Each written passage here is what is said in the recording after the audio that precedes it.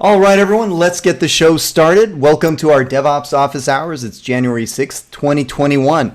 My name is Eric Osterman, and I'll be leading the conversation. I'm the founder and CEO of Cloud Posse. We're a DevOps accelerator, and that means that we help companies own their infrastructure in record time by building it together with your team and then showing them the ropes. If that sounds interesting, head over to cloudposse.com/quiz to get started. Again, that's cloudposse.com/quiz to get started. For those of you new to the call, the format is very informal. My goal is to get your questions answered. So feel free to unmute yourself at any time if you want to jump in and participate. If you're tuning in from our podcast or YouTube channel, you can register for these live and interactive sessions by going to cloudposse.com/officehours. Again, that's cloudposse.com/officehours. We host these calls every week. We'll automatically post a video recording of this session to the Office Hours channel, as well as follow up with an email so you can share that with your team. So with that said, let's kick this off. I got a lot of announcements today. One is something that if you're in our Terraform channel on sweetops, you'll see this. Terraform 0.12.30 just shipped. And while that's not a massive announcement, right? We're on 0.14. What is nice about this change is that if you upgrade to Terraform 0.12.30, you can stay with the version of the modules you have in maybe some legacy environments and still have them read remote state from projects that have been upgraded to any future version of Terraform. So they've made basically remote state multi-version compatible as of 0.14.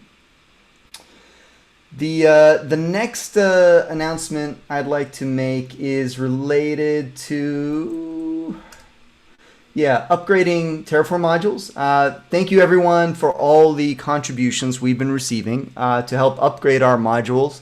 One of the things we could be better at Cloud Posse is communicating kind of how to do that.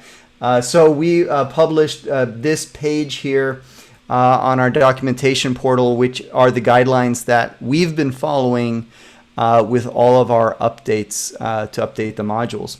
Basically, we've taken a hard stance on a few things as a result of the 0.14 upgrade.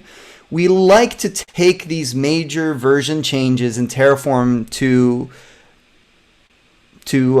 define new standards. For example, when we upgraded from 0.11 to 0.12, we required that every one of our modules have automated Terra tests. And we didn't accept any pull request changes without that. And that's great because now basically every single one of our modules has Terra tests running so we can test it. When we upgraded to 0.13 from 0.12, we required strict pinning everywhere and learned our lesson of that was good and bad. So we revised our strategy on how to do version pinning for Terraform based on HashiCorp recommended best practices, which is to use lower bound pinning only. The other thing that we're doing now as a result of upgrading to 0.14 is requiring all of our modules to use the Terraform registry notation. So not using the Git URL notation, but the registry notation. The reason for this was two-part. One is, well, we waited it out for about a year and a half. I don't know, maybe almost 2 years since the registry has been out since we adopted it. But two is that Renovate bot just works better using the registry syntax. And then you can also do semver style version pinning where you can pin to any patch release of a major release or a minor release, etc. So the instructions for how to do that, I just shared that in the Office Hours channel. To make it easier, we created some build harness targets that you can run that do most of the upgrade for you, but it's not going to be perfect. For example, upgrading a Terraform module to use the context TF pattern is not automated, but we do automatically add the context TF file. Andy, you can share the video maybe that we have for context TF since I brought that up right now. All right. Any questions on upgrading Cloud Posse modules to Terraform 0.14? All right. Let's see what the next thing I had here was. All right. So then the other comment I wanted to bring up was a good suggestion brought up by one of our regular contributors at Cloud Posse, one of the community contributors. So if anybody has used our modules, you know that all of them rely on null label. Null label is how we provide a consistent interface to every one of our 100 plus Terraform modules. And one of the things that is a problem frequently with certain kinds of resources like Redis, S3 buckets, and, well, other resources is they are length constrained on certain resource names. So what we added earlier at the end of last year was a parameter to Terraform null label, which is the ID length limit. So this means that when you invoke Terraform null label, you can set what the maximum length of any ID should be. And that helps. That was like one quick way to get around this problem. So you can set whatever limit that is. The downside, as was brought up, is that when you do that, suddenly now your IDs are constrained everywhere else in that module, and you might not like that. So what Alex proposes is, why don't we automatically emit a few standard IDs with the various truncations at 16 characters, 32 characters, 64 and 128, and we can always add more later. And by using these static outputs, it'll work well with any kind of validation that Terraform does out of the box. So he opened up a pull request that implements this. It's passing the tests. I think we're going to merge it. There was just one comment on a member of our team kind of suggesting an alternate interface. The reason why I bring it up right now is I'm curious what everyone else thinks is the best way of doing it. Should we have a map with various lengths like this, or should we have static outputs? And for this module, I'm leaning towards the static outputs. Any comments on that? Any opinions?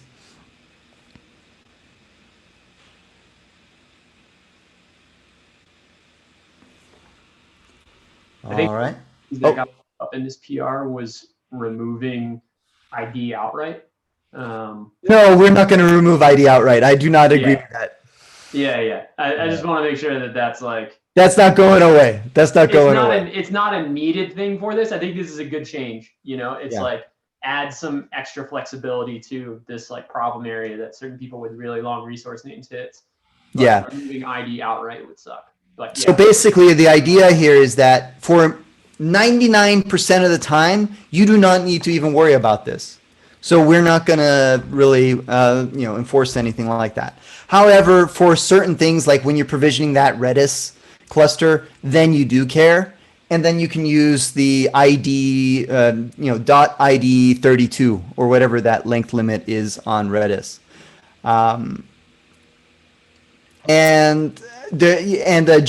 Jim Park brings up a question like, is this per field? No, we're only going to do this for IDs. I think that's pretty much where it comes up. And then the other question, he says, how to preserve the most significant digit being at the end of the ID. I agree. This is how you say, what the problem with this is you get optimistically unique IDs. And if you need any more guarantees around that, I think we're going to come up with that later. I don't think we're going to bake in any heuristic here on other than just doing simple truncation of the IDs for these things. If you have any suggestions on how to do this in a more strategic way that is capable with the expressions in Terraform, then please submit that to this issue for sure. For consideration. Also related to this, somewhat related to this, is it's been brought up on a few occasions that null label really doesn't work well for people on GCP. And GCP requires, for example, lowercase tag names, and we canonicalize them to, I think, title case if I recall correctly. So we have another pull request open here, which got stalled due to the holidays. But it's this one here. So you can specify what kinds of cases you want. For example, title case, lowercase, uppercase, snake case, etc. And what's the beauty of all this, because we're updating all of our modules to use context TF, and because we've added GitHub Actions to automatically update context TF in every one of our repos on a nightly basis, we can now change the interface of all 100 plus of our modules overnight by improving on the null label. So if you have any opinion on these two things, please chime in on PR 107 and PR 118. Jim, I don't know, did I address your questions there? Jim's chatting in the office hours Slack channel. And Tim Gurley votes, I vote for static outputs, and I agree. Cool, and Jim is satisfied with those answers. All right, let's move on, unless there's any final questions on that. Cool. The next thing is an announcement I also brought up last week. We have a very popular Terraform module for ElasticBeanstalk. I am looking for maintainers for Beanstalk on this module. If you are using the Beanstalk module and would like to help out maintain that and review some more pull requests, that'd be great. I just wanted to show, like, we get a lot of we get a lot of traffic on this. 150 instantiations a day on the Terraform, up to 150 instantiations a day, up to 200 visitors a day on the Beanstalk module. So if you want to be a contributor to this module, that'd be great. And reach out to me on Slack or email. I'm easy to find.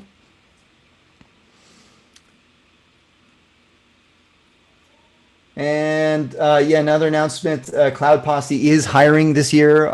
We're looking to try and ramp on at least one person per month for the next 12 months. We have a pretty interesting opportunity for anybody who likes to work with open source, is interested in subcontracting, and has full-time availability. Please reach out to Andy in our Slack team, Andy Miguel, if you're interested in getting an interview. This is unfortunately for US-based subcontractors, senior level.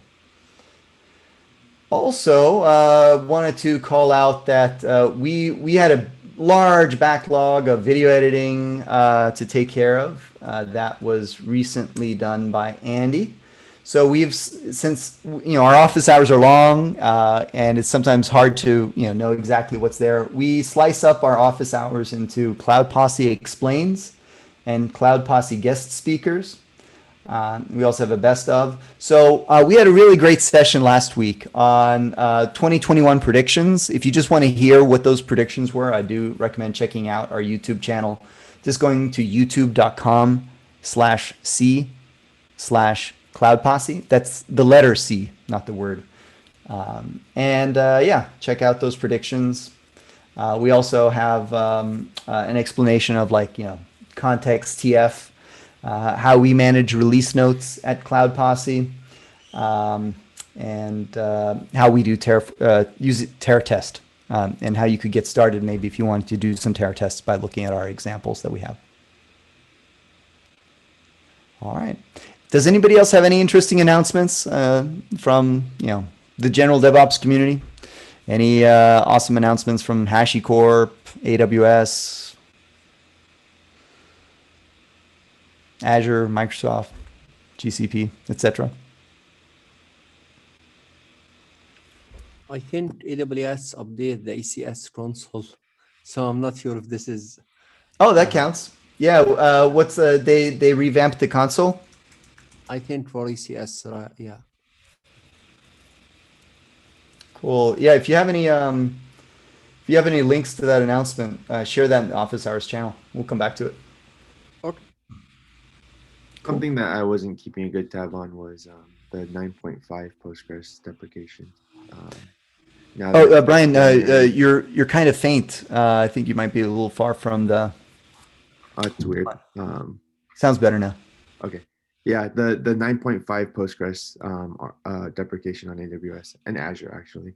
Ooh, that's a good one. I wasn't I had known that it was coming, but now that's January and they're saying they're doing the deprecation mid-February. I'm a little bit more I feel more time crunched on it. Thankfully we can afford having like a weekend downtime. So yeah. Well, let's see here. 9.5 is deprecated in February 2021. 2021. Yeah, actually, and I'm still stuck in 2020. Takes me a month or two before I start keying that in correctly. All right, yeah, so this is really important announcements on deprecations here. So yeah, version 9.5 will be deprecated February 11th, 2021. 9.6 November 11th. And 10 for end of next year. So you're good then for a while. Very helpful. Let me post that also to the Office Hours Slack channel.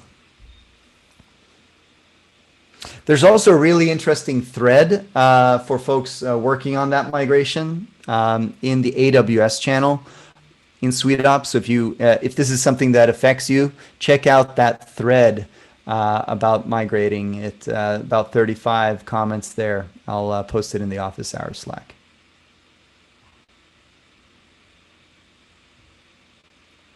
Any other interesting announcements?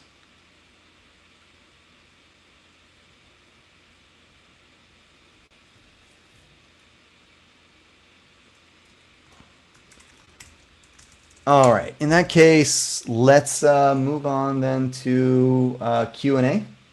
So got a lot of good questions from everyone here. A few very frequent participants in office hours in our community. So first, I thought I'd help answer your question, Eric. We can also turn that around to the community. Let me make my window here a little bit smaller.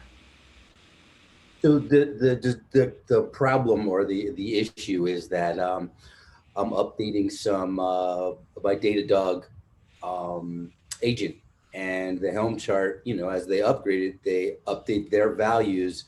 I have some exceptions, and I guess the question is really the latest version of the values has like a crap load of comments, very helpful, awful for the deaf, So Yeah. the question is, what do you guys think about, like, do you keep the fewest number of exceptions in your, values file that you're passing in, or keep like the latest file and update that as necessary? Yeah, sure. Let me just paraphrase that one quick time. So, so for those of you who don't use Kubernetes, Helm is a package manager for Kubernetes, and it makes it easy to distribute applications and install them. Helm packages are templatized, and then you can pass your overrides, your settings as values to those Helm charts when you deploy them as a release. Some charts have just tons and tons of these values that every single thing has been parameterized. And the question is then, you as a consumer of this Helm chart, should you be passing every one of those values in so you're explicit about everything? Or should you pass the minimal set in, basically only the ones you care about? I am torn on this one. I will say that what we've been doing, so this relates very closely to something else that we do at Cloud Posse, right? So Eric, you're not using Helm file, right? No. Okay. So this is basically this question ties into Helm file in that Helm file is a way to describe how you want to install your Helm releases. And this is a decision that we've had to face when doing this. So for example, here's our Helm file for deploying FluentD. And FluentD has tons of settings that we can pass in, and the configuration file, for example. And why this is a nice thing to show, and you guys see my screen here, right? Yeah. Yeah, is that, well, do you really want to expose this much crap to your developers just so they can install a Helm release? And my answer to that is no. In fact, a lot of the stuff, even inside of the Helm values, you might want to parameterize. Like here, it's expecting this, pseudo XML block with a cluster definition, and we parameterize that. So this is what I like about Helm file, and you can accomplish the same thing in Terraform modules, deploying Helm as well. So as a pattern, this is what I recommend. And then what you do is, to your developers, you expose this. You expose the minimum set of parameters that they need to define. So this becomes your standardized interface to a Helm release. Because the annoying thing with Helm, what happens is every developer of a Helm release, of a Helm chart, can define their own schema. And no two charts have the same schema or even remotely similar schemas. But I want the developers to be mostly concerned with what we care about, which are the simple things to define, and then we just do simple key value pairs like this. This supports structured, like we could have maps in here and we can have lists and we can do all that, but we try and just keep it simple. Does that help answer your question? Sure. I mean, it's, And then in our Helm file, the question is like, so these are different layers of abstractions, different layers of simplifications. And then you could say, well, in our Helm file, should we expose explicitly every single value that chart supports? I don't think we have a strong opinion on that. I think we just do what seems to make sense on a case-by-case basis. And more often than not, I think it's closer towards the minimal set to deploy that release, and then an even smaller minimal set for developers. So does this generate the Helm chart, and then we can just use like the Kubernetes, the Helm provider? So Helm file, what it does is it's like a generator for values. And Helm file supports getting the values from everywhere. It's integrated with a project called Vals. And Vals is a Go library. I don't know if I pull it up here fast enough, but it's a Go library that helps you get values from SSM, from ASM, from SOPs for local, encrypted files, from other files, from like everywhere. It's like the Swiss Army knife. And if you want to do it in Terraform, there's actually the Terraform Helm file provider, which you can use and is managed by Mumoshu and being actively managed. You can see this was just updated 4 days ago. The early versions of it were rough, didn't work well, but I think the later versions right now are working pretty darn well for folks. Then the other consideration, though, is like, what is your continuous delivery strategy to Kubernetes? And if you ever want to use GitOps, something like ArgoCD, then using Terraform is not a good idea. Yeah, we are deploying Helm charts directly from the Terraform. Okay. So if you're doing it today, then this is fine. Honestly, I don't think if you're using Terraform, I think because of the advanced templating from 0.13 onwards, the value of Helm file is somewhat diminished.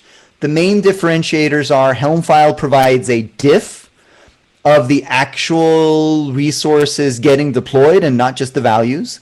With Terraform's Helm provider, you only see a diff of the values.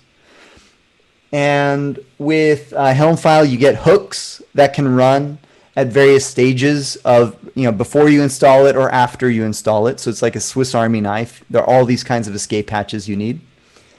And it's, it kind of sits outside of Terraform. So if you want to, so Terraform is great for managing like foundational infrastructure or things that doesn't change every single day all the time. And for things that change all the time, I think that using, things that operate on the platform are better. So like Helm file for deploying to Kubernetes. Yeah, and not necessarily in the context of Terraform. Yeah. Yeah. Okay. Well, these are some good ideas. And the larger issue is that I've got a lot of customizations that don't fit neatly anywhere in Terraform. And so I've got an increasing number of customizations and manual steps and you might want to, if you're running into all those, like what I'm calling escape hatches that you need to do, the hacks, see if Helm file will help you do that in a more declarative way, in a more standardized way that isn't unique to your organization. Thanks a lot. Yeah. Anybody want to add anything to that question about managing values for Helm?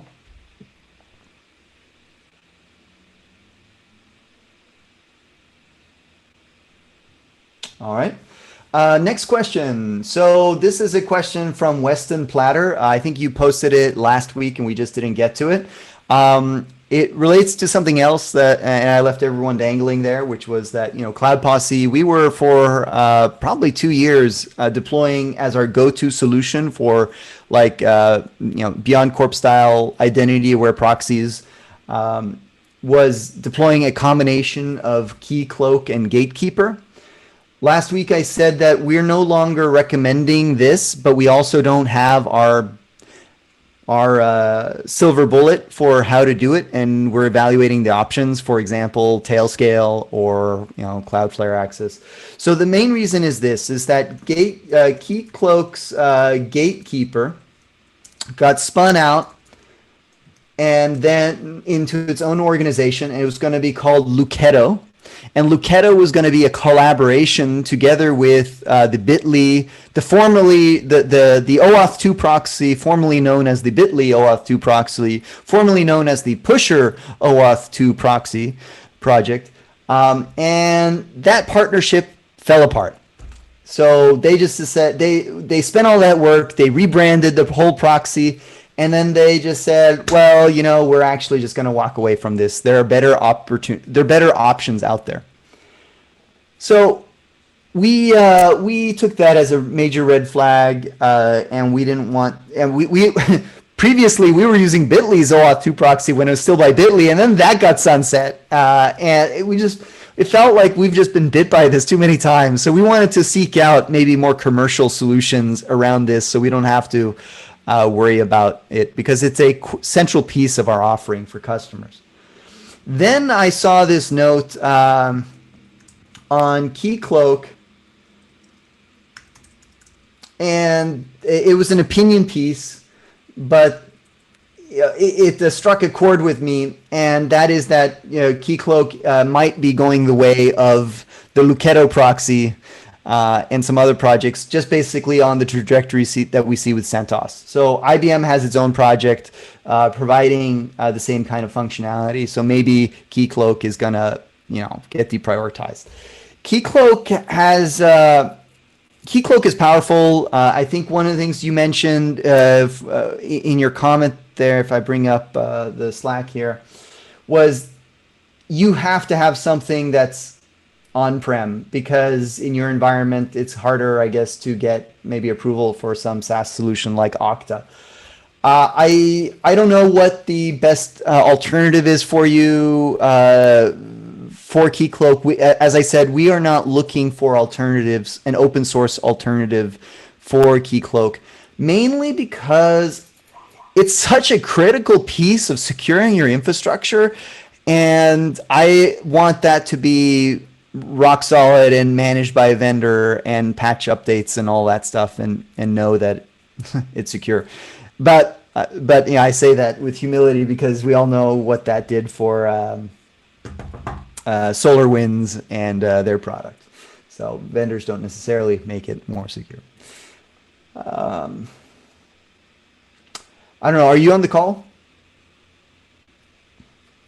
Weston, are you on the call today? I am. So I'm on the call, but I think someone else asked this question. I asked a question that was in a different vein related to ECS scaling. So I think you have to go back and find the original poster. Yeah. So we'll. So regarding the ECS scaling thing, I want to keep those lower level technical questions to GitHub issues. Totally. Yeah. So let's just open an issue for that one, and I'm sure we have a lot of ECS Terraform AWS ECS module power users that can chime in on that one. Cool. But yeah, thank you for bringing that up, and we'll get an answer to that. Yeah. So I don't know who asked the Keycloak one, but it wasn't me. Oh, that wasn't you. Oh man, then I totally screwed that up. Yeah. That's probably me. Who's that? Oh, Mikael, was that you? You explained it well. Okay, thank you. Sorry, I got my wires crossed there. All right. Next question. This was an interesting one from Brian. You're on the call, right?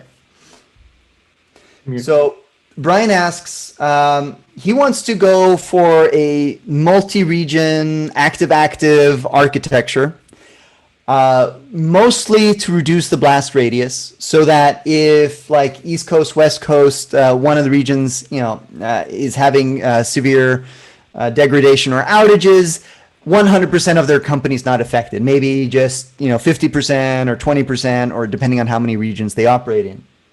On the other hand, as an enterprise B2B SaaS offering, they rely heavily on wildcard DNS, which is, for example, you want to have acme.mybrand.com. Well, how do you support like a singular wildcard DNS record while having multi-region infrastructure, which is not load balance, which is not doing it for performance reasons? It's sharding. So you have basically the customer's data in one region or the other, but not both. So this is an interesting challenge for how to do that. And I can't say we've solved it strictly using a flat wildcard DNS, but I have a few ideas for you if you haven't looked into them yet. Let me pull up my notes on that. So the three ideas that I have for you, one would be looking into the AWS Global Load Balancer and manipulating routes programmatically so that certain tenants are going to different ALB ingresses. How you do that manipulation, that's going to be some custom coding. I don't have a easy answer for you on that. I did take a quick look, and it looks like global accelerators are compatible with ALB ingresses, so that would be one option. That's actually the option that I think is my best way forward, is because that leaves, although it's not wildcard DNS, we don't need to often update the DNS record, because then that becomes static to the global accelerator endpoint. And then obviously you're gonna have some brains behind your deployment pattern to deploy the correct customer to the correct cluster in whichever region. So as long as you're deploying them to the correct region, then it should just work. But so actually, I realized I was thinking like one of the reasons you were using wildcard DNS maybe was beyond just DNS, was also for like ACM certificates, but or TLS. But if you're using external DNS, AWS Route 53 is a global resource; it's not regional, and external DNS can manage that for you. So then you can have you can continue without the global load balancer and simply use external DNS to manage those, as long as you're deploying the service names or the host names correctly with your ingresses. When you say external DNS, are you talking about like Cloudflare? No. That's it's the dominant controller for managing DNS in Kubernetes. It's an operator. So the external DNS for Kubernetes operator works really well. We've been using it for like 4 years or something, or 3 years at least. And yeah, it So works are with you ingresses. saying- It works with services. And it supports like every DNS provider under the sun. Are you saying it routes from one Kubernetes cluster? No. So this is okay. So let's say you have acme.mycorp.com and then you got foobar.mycorp.com. But they are on two different clusters behind two different ALBs, but they're using the same zone. That zone is global in Route 53. So it works across regions. You have the external DNS controller deployed to both Kubernetes clusters, but you associate acme.mycorp.com with the ingress on the first cluster, and you associate foobar.mycorp.com on the other cluster. External DNS is provisioned with an IAM service account role, and then that allows it to talk to Route 53. It's constantly watching for changes to services and ingresses, and you add an annotation, or actually you add an annotation to services, you maybe add an annotation, but to ingresses, it just looks at the host field and provisions a DNS record associated with that ingress automatically for you. In Route 53. In Route 53, yeah. I see. And what I like about this solution over the global accelerator is it's a whole lot easier just architecturally. And it eliminates one more layer of indirection there. Yeah. That sounds like a great workaround. For us, we already have global accelerator in place, so it's not. Oh, you do. So then you could use that then. Okay. Exactly. It's not it. So like after I asked that question, actually, that was the solution I came up with shortly after, which I think is pretty good. Just because for us, the way because we manage our clusters like cattle, so do our load balancers go away pretty frequently too. So I didn't like the idea of having to update each customer's Route 53 record every time with the new ALB. But because the global accelerator allows it to be a static endpoint, we can just update the global accelerator, and that's just one update each time. Exactly. You don't have to worry about DNS propagation, stale cache, all that stuff. So avoiding DNS manipulation for your customers is definitely advised. I wanted to recommend two other options. Just I know we solved it probably for your use case, but I think it's something that could come up for others. And I just wanted to throw those out there. So the other option is to do it at your WAF layer. If you're using Cloudflare or Fastly, you can use Cloudflare workers or Fastly, what is it called, VCL or something, to route to the backend based on a checksum of the host name, mod 2 or mod 3, how many regions you're operating in. So then based on that host name, you can optimistically route them to the backend or the region that they are in, which would be one option. And the last option would be another pretty straightforward option, which is just a regionalized wildcard domain. So you have like US West, or US East or Europe or things like that in the actual host name. And you can also proceed with a centralized redirector so that like when they log into perhaps just the top level domain or the non-regionalized domain, it redirects them to the regionalized domain. And that lets you bounce them around as you need to if you need to relocate them. But for your specific case, you have the global accelerator. Yeah, that's totally the right option. All right. Any other questions or suggestions on this topic?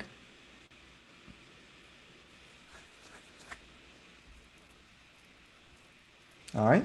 Let's move on. This is a perfect segue into another question. I think this one was actually asked by you, Mohammed. It got me kind of confused, which was, let me pull up your exact question. But before I answer your exact question, I want to talk about terminology a little bit, just so we set the context. So scrolling up here, here's the question. So Mohammed asks, can someone explain the domain we can use for DNS-based service discovery, and that this domain must not be used elsewhere, such as in the master account, and will need to be authoritative. So I want to explain conceptually a concept that's very central to how we architect things at Cloud Posse. And it's one of the things that most of the time I don't see companies actually do this. And I think it's a liability. So let me explain. We've broken down DNS into two types of DNS. We have what we call vanity or branded domains. These are what your marketing department uses. This is what every product your company uses is. These don't follow convention. They are inconsistent. They're optimized for SEO. They're not optimized for service discovery. And they're used in different accounts, and they're used for different purposes. Then we have the concept of service discovery. And service discovery is how your infrastructure is wired together and how you delegate DNS between accounts and how you can modify that.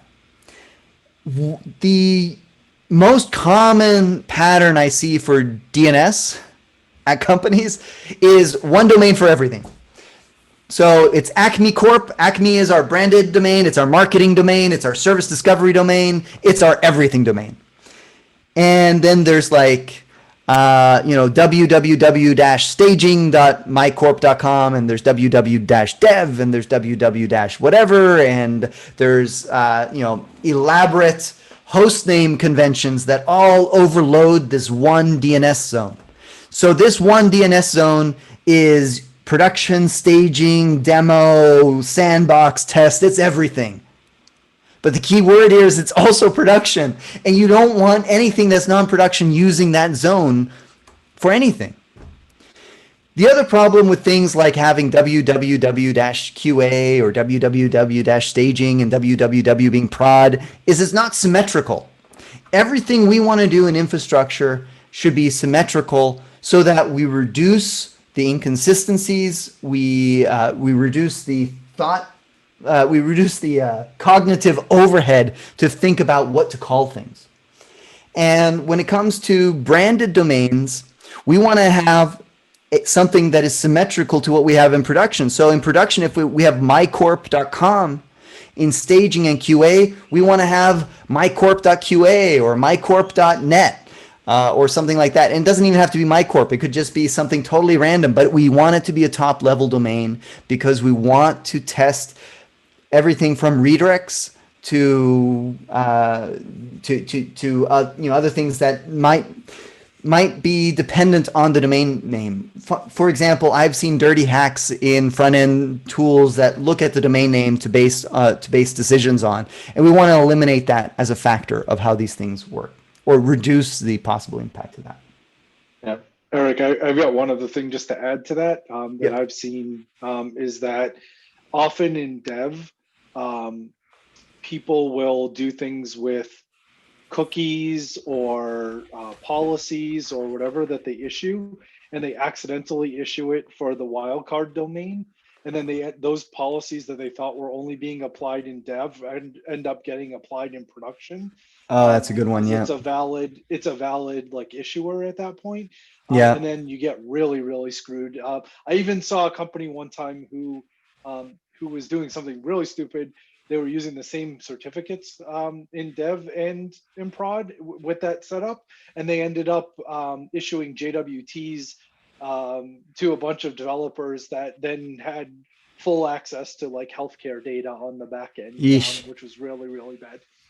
So yeah, definitely use different domains for all of you. For anything non-production, don't use a production domain.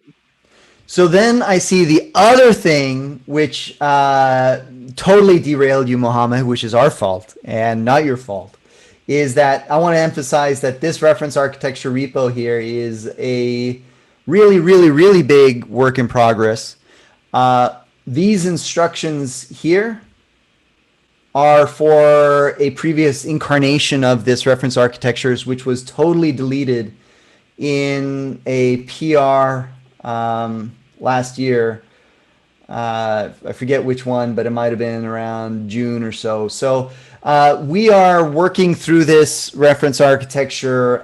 Again, the way it works with Cloud Posse is everything is born from actual live customer engagements. And as we get time, we promote this stuff upstream.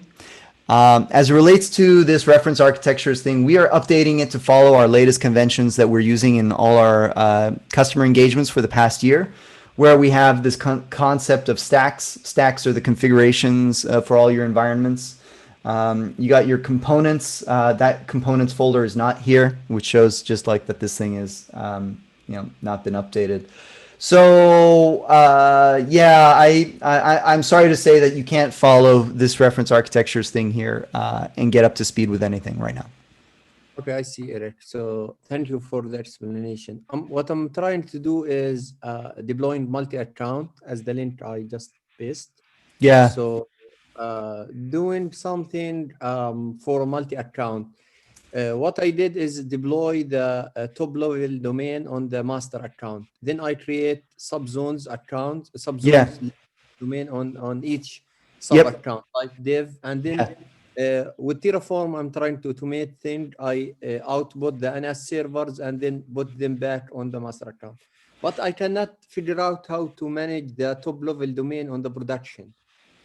So yeah, so this is a good question, and I can talk to that. So first of all, the modules that we use for this, they're not documented publicly, but they are available under Terraform AWS components.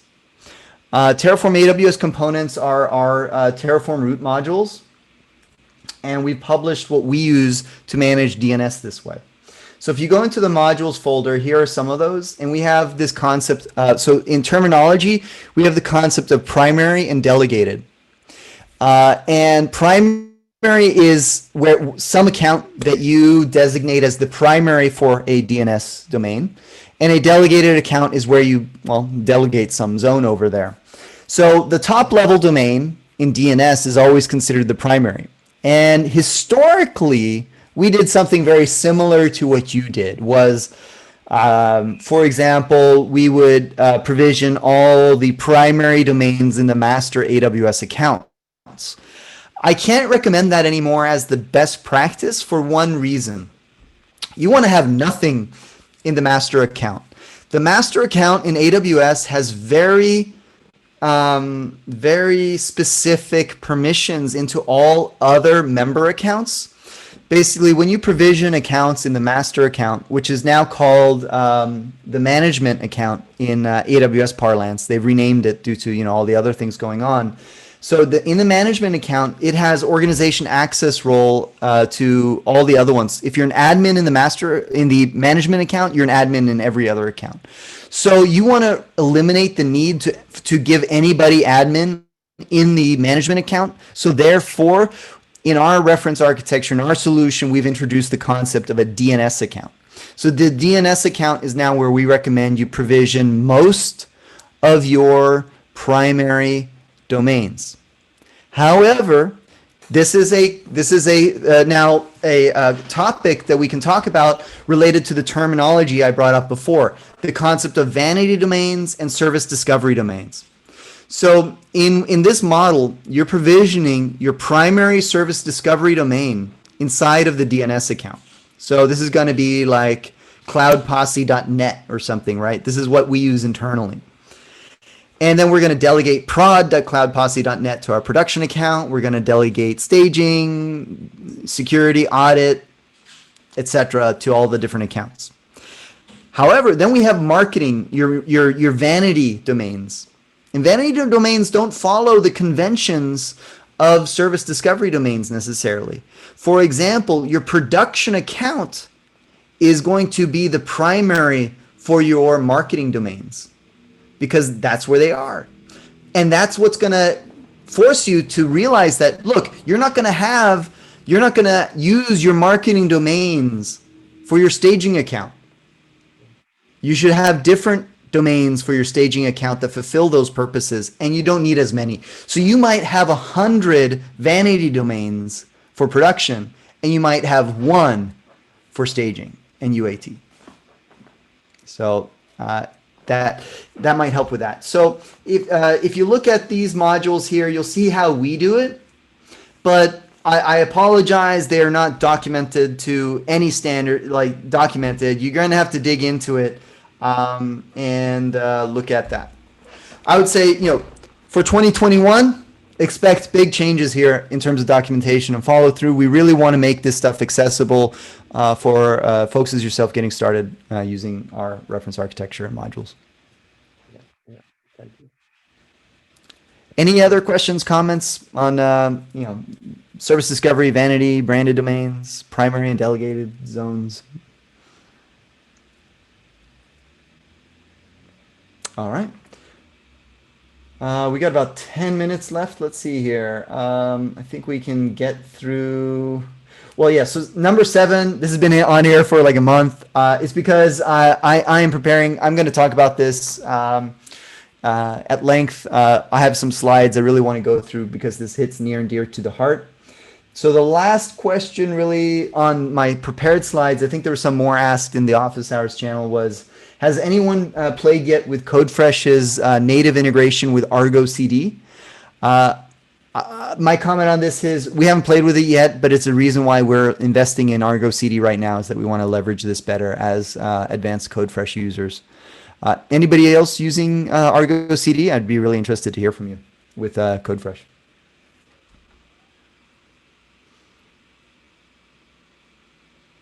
All right, let me look in the Office Hours channel, see what else was brought up here.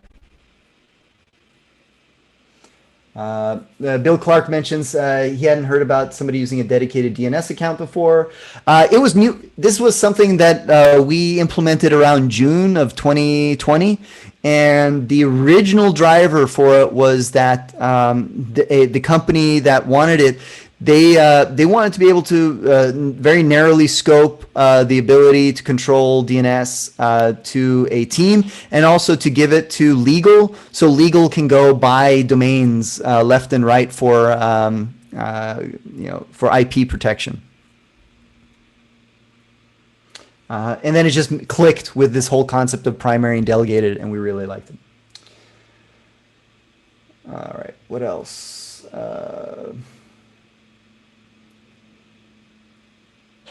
I am still on Bitly OAuth 2 proxy. It seems like the project itself has moved on.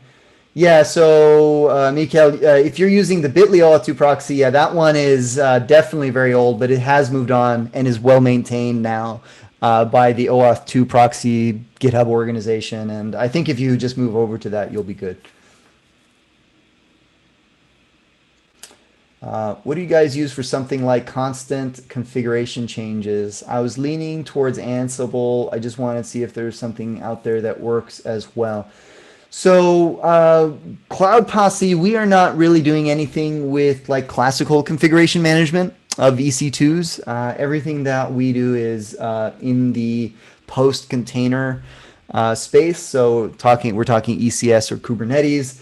And then the tools for that are just really different. They accomplish similar concepts what Ansible was doing, but relative to this. So we're using mostly Docker and Helm and Terraform, and have avoided Ansible now for many years actually. I'll add just really quickly, like from a philosophical perspective, there's no better way to get into config drift and not knowing exactly what state your system is in, but for using a tool like that. So I would personally say make new AMI images using Packer and roll those out. That way you know exactly what's in the image if you have config changes, and that's probably the best way to handle EC2 instances. Yeah, and it doesn't preclude you from using Ansible. So you just use Packer with Ansible, you build those AMIs and you ship those, but you don't run Ansible at scale. You just run Ansible as part of your pipeline. Exactly. To build images. Has anyone looked at or considered Terraspaces as a framework for Terraform? I have a set up quick and dirty environment in Cloud 9 instance and loving it. So yeah, Terraspace is, I think if you search sweetops, by the way, if you're new to the community, you might not know, but if you go to archive.sweetops.com, you can search for Terraspaces here and find some conversations that have come up here and there about it. Terraspaces is a framework. What is it? It's in Ruby for working with Terraform. The fact that it was in Ruby or Node or what was it? Yeah, it's in Ruby. That was kind of a non-starter. I don't want to get into the language holy wars and things like that, but yeah, it just wasn't interesting to me. But it is nice. Here's the thing. I say pick a framework, pick a convention, and stick with it, and you'll be better off doing that than something totally homebrew or homegrown. Obviously, Gruntwork has TerraGrunt, and they provide a lot of examples for how to do it. Their way, Cloud Posse is working on our infrastructure and our reference architectures. Cloud Posse has a tool we're working on. I haven't yet formally announced it. We haven't yet thoroughly documented it, but it fills in this gap as well. We call it Atmos, and Atmos is not designed to be opinionated to Terraform. It's designed to be opinionated to infrastructure. So it's designed to be extensible and work with all the tools that we use as part of our tool chain. So we're talking Terraform, Helm, Helmfile, Istio, kubectl, etc. It's in the early stages. I'm not going to recommend anybody use it yet until we have adequate documentation for you. One of our considerations, though, as we build this out, as we build out Atmos, is we want it to be compatible with other things like Terraform Cloud. And a lot of the solutions you dig into there, like Terraspaces, probably will not be compatible with Terraform Cloud. And take that into consideration with whatever you pick.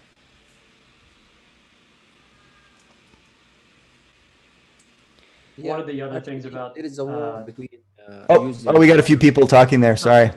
Go ahead, Mohammed.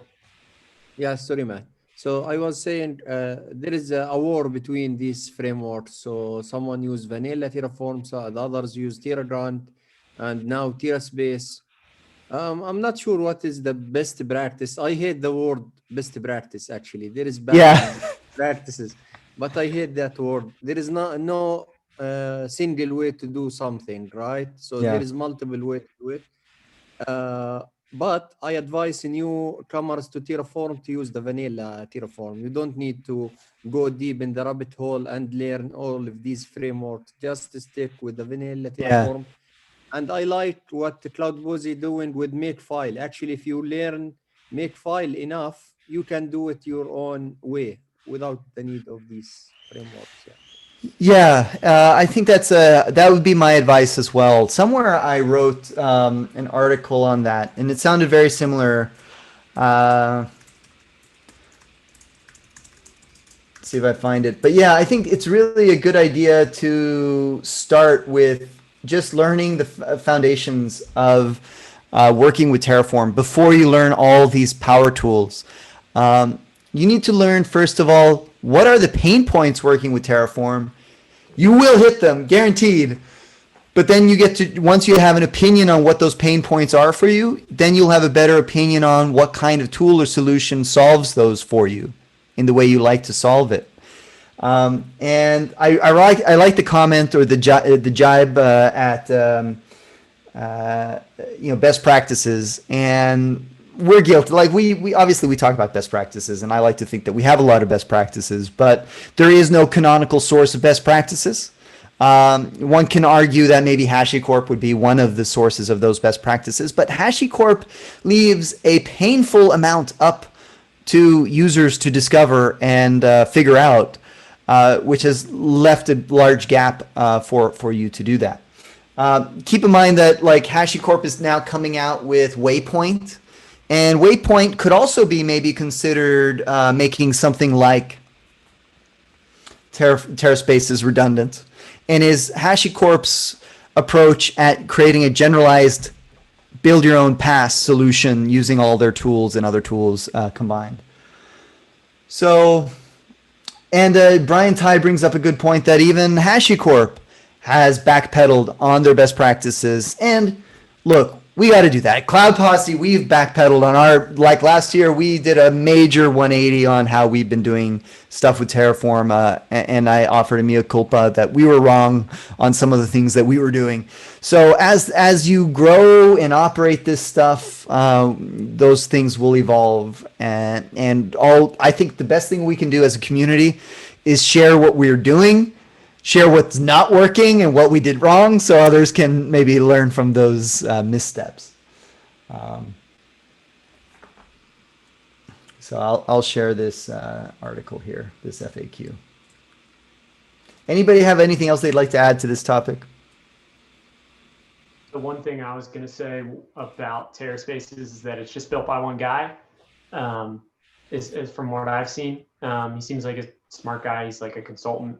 But there's, that's a risk in my opinion when I'm validating like something like a framework or something along those lines. It's like, Ruby and the fact that it was one person kind of turned me off to the whole Terraspace's idea. Yeah. Yeah, that was kind of my assessment too. But yeah, the company behind Terraspaces, they have a lot of I like what they're doing. And they're similar to, in theory, similar to what Cloud Posse does. The company's called BoltOps, and they got a lot of little tools and utilities. And they have some subscription plan, and they have some of their own modules. They got like Lano, Kodi, Jets, but it looks like they're very much a Ruby shop. And hey, there's nothing wrong with that, especially if your company does a lot of Ruby and that is kind of like your language of choice. Just like, for many companies, that's Python. And a lot of the stuff in Terraform that requires like escape hatches using local exec. I see like work with lambdas, and I see work with, I think the Terraform AWS module for lambdas relies on Python. That's a non-starter for us as well. I just don't like it. But hey, if it's a fit for your company, there's nothing wrong with that. I like the idea of just collaborating on this stuff. So biggest thing for Cloud Posse is we make everything open source because it would be infeasible for us to manage as many projects as we have and try and keep them closed source. So we value all the contributions that we're getting from the community to keep that up to date. And I think the community benefits from it by having access to that and seeing the patterns that we've come up with. The one thing I would add about Terraspaces is the thing that I do like that they're doing is promoting like a standard way of doing directory layouts and all of that kind of thing. You can argue whether theirs is worthwhile or not, but having a standard and sticking to it is actually like a really good idea. And second, I think the code generation stuff that they're doing scaffolders or whatever you want to call it, to be able to create a new module or to create a new stack or any of that kind of stuff is really useful as well. It saves a lot of time on in development cycles when you're trying to crank through a bunch of that stuff.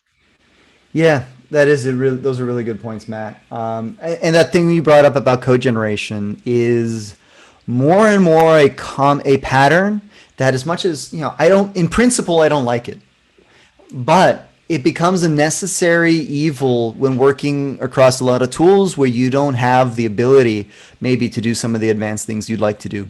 And code generation until Terraform supports inheritance, we don't have much of a choice, right? We can't be dry. Like we have to keep using the same patterns and copying the same code over and over and over again.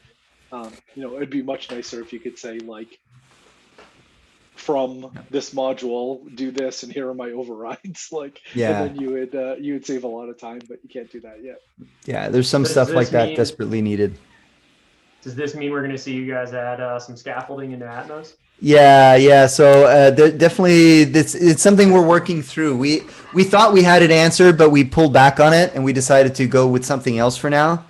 And we're pushing that can a little bit down the road. I don't know, the code generation you have right now, Matt, that is not in components, is it yet? Or not yet. Yeah, so we have some code generation we're working on. as a solution, but that. I mean, so and the other thing is vendoring. So we see vendoring as another capability that you need for your cloud platform when you're pulling in tools and libraries from other parties. So languages like NPM and Go have native concept of vendoring. How do you do this across tools that don't support vendoring natively? And that's what we're trying to answer. We haven't cracked it yet, but these are things we want to crack in 2021. All right, well, we are out of time for today. I really appreciate everyone for sticking around to the very end. If you haven't yet subscribed to our YouTube channel, make sure you head over there. Go to youtube.com/c/cloudposse to check out some of our past recordings. Again, Andy's been working at slicing up all of our content. We had 52 office hours last year. We didn't miss a single week. We're going to have 52 more this year. I hope you guys check out some of those past recordings. So thanks everyone for sharing. I always learn so much from these phone calls. I really hope to see you all next time. Same place, same time. Enjoy the rest of your week. Take care.